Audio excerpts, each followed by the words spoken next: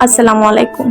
মেঘালয় পাহাড়ের পাদদেশে বাংলাদেশের উত্তর পূর্ব সীমান্তের সুনামগঞ্জ জেলার তাহিরপুর উপজেলার টেকেরঘাটে লুকিয়ে আছে নীলাদ্রি লেক। স্থানীয়দের কাছে যা শহীদ সিরাজ লেক নামে পরিচিত। এক সময়ের পরিত্যক্ত এই চুনাপাথরের খোয়াইটি আজ প্রকৃতির জাদুকরী ছোঁয়ায় এক অনন্য জলস্বর্গে পরিণত হয়েছে। পাহাড়ের বুক চিরে নেমে আসা স্বচ্ছ জল আর আকাশের নীলের এক অদ্ভুত মিতালি খেলা করে এই লেকের বুকে। আর এর মায়াবী নীল জলের সৌম্যহীন রূপের কারণে ভ্রমণ পিপাসীরা একে ডাকেন বাংলার কাশ্মীর। সাম্প্রতিক সময়ে এই সীমান্ত সৈকতকে ঘিরে যুক্ত হয়েছে এক নতুন দিগন্ত। শান্ত পানিতে কায়াকিং করার অনুভূতি এখন পর্যটকদের সবচেয়ে বড় আকর্ষণ, যা আপনাকে নিমিষেই কোনো বিদেশি লেকের আমেজ দেবে।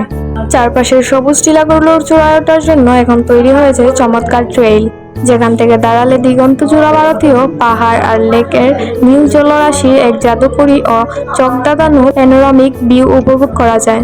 সবচেয়ে চমৎকার ব্যাপার হলো ঋতু পরিবর্তনের সাথে সাথে নীলাদ্রি তার রূপেরও রং বদলায়। বর্ষার অবাধ্য পাহাড়ি টলে এর নীল রং যখন তীব্র ও আকর্ষণীয় হয়ে ওঠে, ঠিক তেমনি শরতের সোনাঝরা রোদে বা শীতের শান্ত লগ্নে এর পানি হয়ে ওঠে কাচের মতো স্বচ্ছ। তবে এই অপার্থিব সৌন্দর্যের আড়ালে লুকিয়ে আছে এক অজানা গভীরতা। পরিত্যক্ত খনির এই জলরাশি যেমন শান্ত তেমনি অতল, তাই এর স্পর্শ নিতে চাইলে লাইফ জ্যাকেট গায়ে জড়িয়ে এর শীতল পরশ উপভোগ করাই হবে বুদ্ধিমানের কাজ। আজকের ভিডিওটি এ পর্যন্তই। এরকম আরো নতুন নতুন তথ্যবহুল ভিডিও পেতে ফলো দিয়ে পাশে থাকুন। ধন্যবাদ।